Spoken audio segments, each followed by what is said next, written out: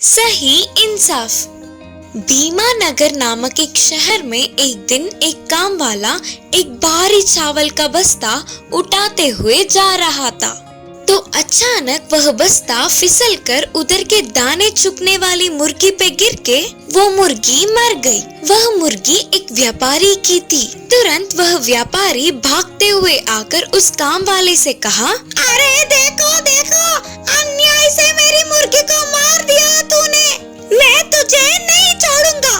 वह मुर्गी और एक साल कितने अंडे देती होगी, उतना मूल्य चुकाओ। बोलते हुए चिल्लाने लगा।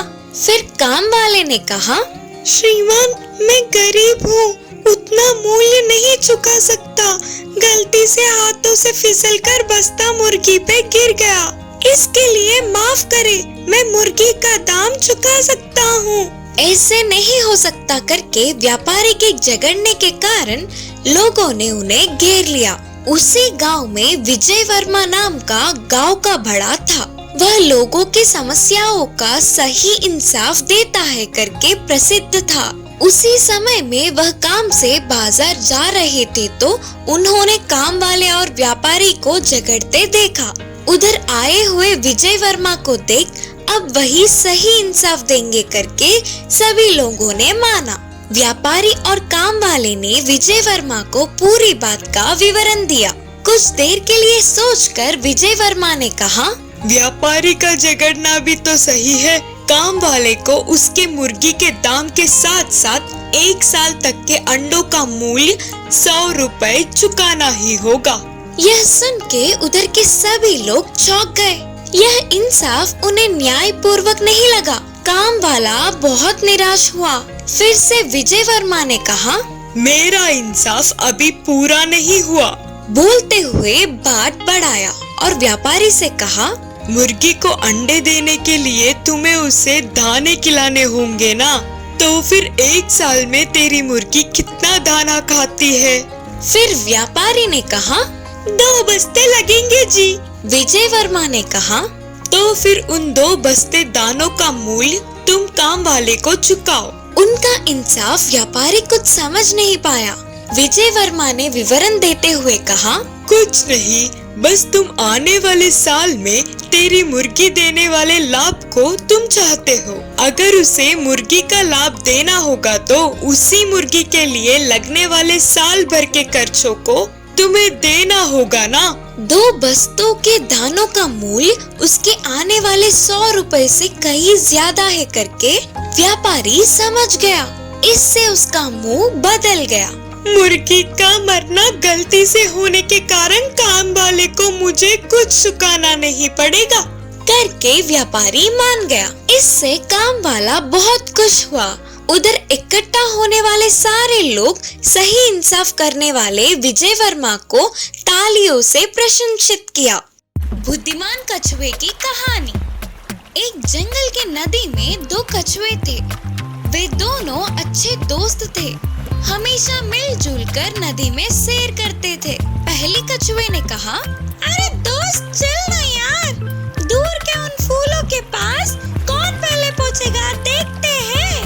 हाँ ठीक है, मैं तैयार हूँ ना। ऐसे दोनों ने मुकाबला करके फूलों तक पहुँचे। पहले कछुए ने दूसरे कछुए को हरा दिया। हे मैं जीत गया रे, मैं जीत गया। अच्छा चल, मान लिया तू जीत गया, लेकिन सुन तो ले, हमेशा इस पानी में ही है। मजे से थोड़ी देर के लिए किनारे पर घूमते हैं, चल ना। हाँ यार चल ना, देर किस बात की। ऐसे दोनों कछुए किनारे पहुंचकर धीमे धीमे घूम रहे थे। तभी वहाँ उन्हें एक लोमड़ी दिखी। तुरंत दोनों कछुए ने नदी में वापस जाने की कोशिश की। इतने में लोमड़ी ने उन्हें देख लिया और तेजी से आकर कछुओं पर दोनों पैर रखी। तुरंत अपने सिर को शरीर के अंदर करके कछुए लोमड़ी के परखने तक अपने प्राणों को हथेली में रखकर बच के निकलने की सोच रहे थे। इतने में पहले कछुए को एक उपाय सूझी। उसने अपना सिर बाहर रखकर बोला, अरे रे लोमड़ी मामा, तुम कितनी भी कोशिश कर लो, हमारे शरीर का एक टुकड़ा भी नहीं खा सकोगी। क्या? ऐसा क्यों? हम किनारे पर आते ही हवा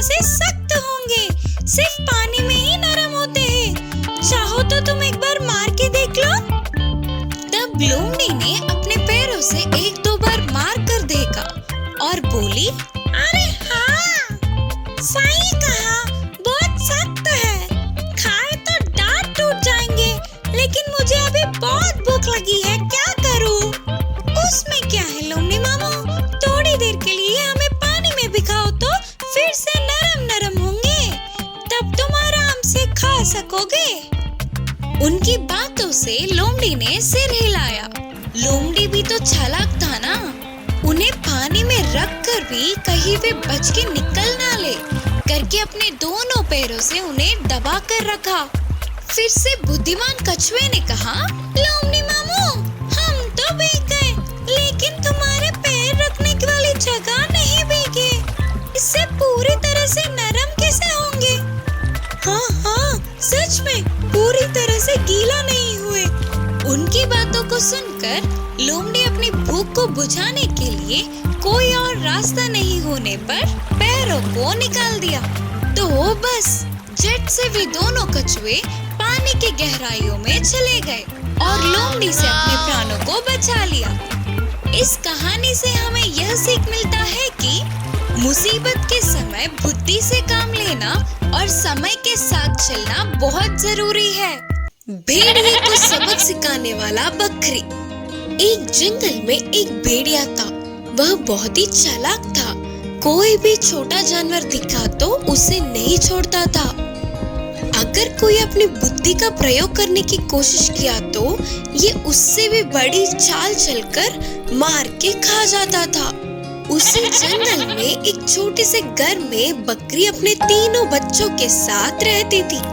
उन सब के घास चरने बाहर आने वाले बकरी और उसके बच्चों को देखते ही उसके मुंह में पानी आ जाते थे। अरे बकरी के बच्चे तो बहुत नरम नरम है रे। माँ बकरी के बिना अकेले किसी न किसी दिन तो दिखेंगे ना, तब देख लूंगा इन्हें करके सोचता था। उन बकरी के बच्चों को खाने की अक्सर भेड़िया कोशिश करता था, लेकिन हमेशा माँ बकरी के साथ होने से वह कुछ भी नहीं कर पाता था। एक दिन माँ बकरी को काम से बाहर जाना पड़ा। फिर माँ बकरी ने जाते जाते कहा, बच्चों ध्यान से सुनो, मेरे अलावा कोई भी आए तो दरवाजा मत खोलना। बोलते हुए कुछ सावधानियां बरतने को बताकर चली गई। ये सब कुछ छुपकर भेड़िया देख रहा था। आहा, यही अच्छा मौका है रे। माँ बकरी के लौटने से पहले ही किसी भी तरह से बकरी के बच्चों को खाना ही होगा। माँ बकरी के जाने के थोड़ी देर बाद भेड़िया बकरियों के घर जाकर बोला, मैं हूँ बच्चों, तुम्हारी माँ, दरवाजा खोलो बच्चों करके बोला। तो अंदर के बकरी के बच्चों को वह आवाज अपनी माँ की नहीं लगी। तो बच्चों ने कहा, तुम हमारी माँ नहीं हो, हमारी माँ की आवाज ऐसे नहीं होती। तब भेड़िया वहाँ से चला गया। थोड़ी देर बाद दूसरी चाल से फिर से आकर बकरी की आवाज बदलकर बोला, दरवाजा खोलो बच्चों। माँ वापस आ गई करके दरवाजे के छेद से बच्चों ने देखा तो उसके पैर काले रंग में दिखे। बच्चों ने कहा, तुम हमारी माँ नहीं हो, हमारी माँ के तो सफेद पैर होते हैं। तब भेड़िया ने सोचा, अरे क्या रे, ये तो बच्चे हैं करके सोचा तो ये मुझसे ज्यादा चालाक हो रहे हैं। अब मैं बताता हूँ इन्हें। सोचकर तेजी से जाकर पैरों को सफेद रंगवा के फिर से आया और बोला, चल चल के पैर दुख रहे हैं, दरवाजा खोलो बच्चों। इस बार गले की आवाज और पैर अपनी माँ के जैसे ही होने पर बकरी के बच्चों ने दरवाजे को खोला। तो तुरंत भेड़िया ने सामने के दो बच्चों को खाकर उधर से चला गया। थोड़ी देर बाद माँ बकरी के वापस आने तक एक बच्ची ही कांपती हुई रोती दिखी। पूरी बात जानकर माँ बकरी गुस्से से भेड़िया के गुफा में गई। भूख मिटने से गहरी नींद में सो रहे भेड़िए के पेट को काटकर उसके बच्चों को धीरे से बाहर निकाली और थोड़े पत्थरों को डालकर वापस पेट को सील के बच्चों को लेकर पास के पेड़ के पीछे चली गई। थोड़ी देर बाद उठने वाले भेड़िए को उससे पहले क्या हुआ नहीं पता था। प्यास बुझाने के लिए नदी के पास जाकर पानी पीने के लिए आगे झुकते ही पत्थरों के भार से नदी में गिरकर डूब गई। भेड़िए से पीछा छूटने पर बकरी और उसके बच्चे बहुत खुश हुए। उस दिन से वे जंगल में खुशी से आजाद घूमने लगे। इस कहानी की नीति है कि हमारे दुष्ट विचार हम पर ही भारी पड़ते हैं। बुद्धिमान विकास। एक गांव में अनुषा और विजय नाम के दोनों पति पत्नी थे। वे दोनों ने अच्छे से पढ़ा। उनके विकास और निकास नाम के दोनों बेटे थे। विकास 8 साल का था तो निकास 3 साल का था।